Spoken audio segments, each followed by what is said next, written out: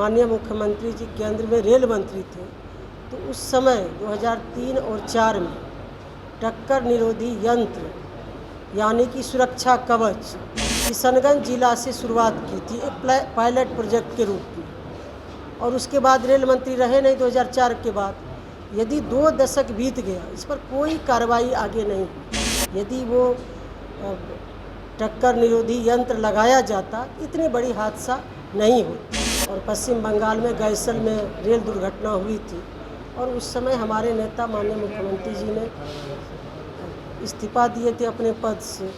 नमस्कार, मेरा नाम आलोक है। आप लाइव चीज़ देख रहे हैं।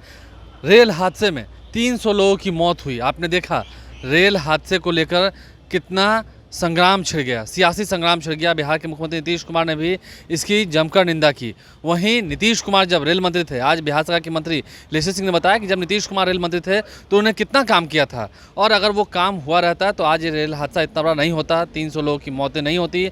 लेकिन आपको याद होगा, नीतीश कुमार जब 1999 में रेल मंत्री थे, उस दौरान भी उन्होंने रेल हादसे को लेकर इस्तीफा दिया था। क्या अभी वाले रेल मंत्री इस्तीफा देंगे? सवाल तो खड़े हो रहे हैं।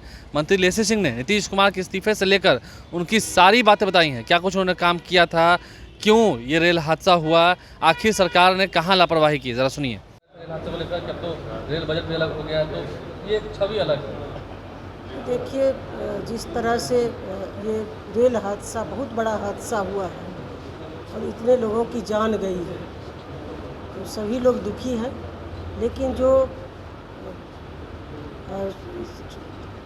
रेल विभाग को एहतियात बरतनी थी, जब हमारे माननीय मुख्यमंत्री जी केंद्र में रेल मंत्री थे, तो उस समय 2003 और 4 में टक्कर निरोधी यंत्र यानी कि सुरक्षा कवच किशनगंज जिला से शुरुआत की थी एक पायलट प्रोजेक्ट के रूप में, और उसके बाद रेल मंत्री रहे नहीं 2004 के बाद।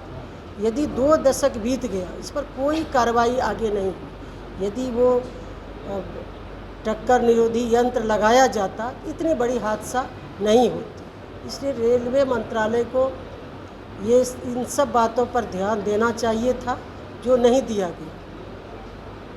इतनी बड़ी हादसा हो गई, और रेलवे मंत्री रहते हुए माननीय मुख्यमंत्री जी ने, हमारे नेता ने कई सारे काम किए गरीबों के लिए। जब आप लोग देखते होंगे कि ट्रेन पर गरीब लोग, पैसेंजर लोग चढ़ने के लिए आते थे, पानी भरने के क्रम में ट्रेन छूट जाती थी। उस समय रेलवे के द्वारा रेल नीर का भी तैयार किया गया, जो ट्रेन में सस्ते दर में उपलब्ध कराया गया। कई उदाहरण हैं। हर क्षेत्र का ध्यान रखते थे, हर इलाके का ध्यान रखते थे। तो ये उस समय हमारे माननीय मुख्यमंत्री जी रेल मंत्री जब थे, तो इस तरह के कदम उठाए थे। यदि उस पायलट प्रोजेक्ट को और आगे बढ़ाया जाता, इस तरह का हादसा नहीं होता। अभी रेल विभाग में देखिए, केंद्र सरकार कही कि हम वाईफाई की व्यवस्था करेंगे ट्रेन में, वंदे भारत ट्रेन चलाएंगे। कहाँ बिहार में चला? बुलेट ट्रेन चलाएंगे। जो थी पटरी है, जो ट्रेन है, उसको ही दुरुस्त नहीं कर सके। नए नए काम तो दूर की बात है। इसलिए रेल मंत्रालय पूरी तरह से फेल है और कोई काम नहीं हो रहा है, सिर्फ बयानबाजी हो रहा है।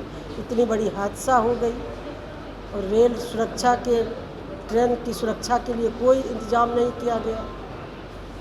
आपको लगता है एक बार नीतीश कुमार जब रेल मंत्री थे तो उन्होंने इस्तीफा दिया था क्योंकि रेल हादसा हुआ था, अभी वाले रेल मंत्री को भी इस्तीफा दिया? उस समय करीब लगता है कि 99 में, और पश्चिम बंगाल में गैसल में रेल दुर्घटना हुई थी, और उस समय हमारे नेता माननीय मुख्यमंत्री जी ने इस्तीफा दिए थे अपने पद से। और कल खुद मुख्यमंत्री जी बता रहे थे, हम लोग भी वहाँ गवाह थे उस हादसा में, जब मुख्यमंत्री जी आए थे देखने के लिए, उसी समय उन्होंने घोषणा कर दिया था। ये तो नैतिकता की बात है, अपना अपना नैतिकता का बात है कि उस पद पर रहते हुए इतनी बड़ी हादसा हो गई, तो हमारे नेता ने इस्तीफा दे दिया। तो बिहार में भी उड़ीसा में हुए रेल हादसे को लेकर अब सियासी संग्राम जो है वो छिड़ चुका है, और खूब बयानबाजियां हो रही हैं। तमाम बयानों से आपको अवगत करा रहे हैं। नीतीश कुमार ने तो इस्तीफा दिया था, नैतिकता दिखाई थी। क्या अभी वाले रेल मंत्री यानी कि केंद्रीय रेल मंत्री अश्विनी वैष्णव इस्तीफा देंगे? प्रधानमंत्री नरेंद्र मोदी तो पहुंचे थे उड़ीसा में, लोगों से मुलाकात भी की है अस्पताल जाकर। लेकिन अब सियासी संग्राम जब शुरू हो चुका है, 300 लोगों की मौत का जिम्मेदार कौन, ये पूछा जा रहा है। हमारे चैनल को सब्सक्राइब कर लें, साथ साथ फेसबुक पेज भी लाइक करें। धन्यवाद।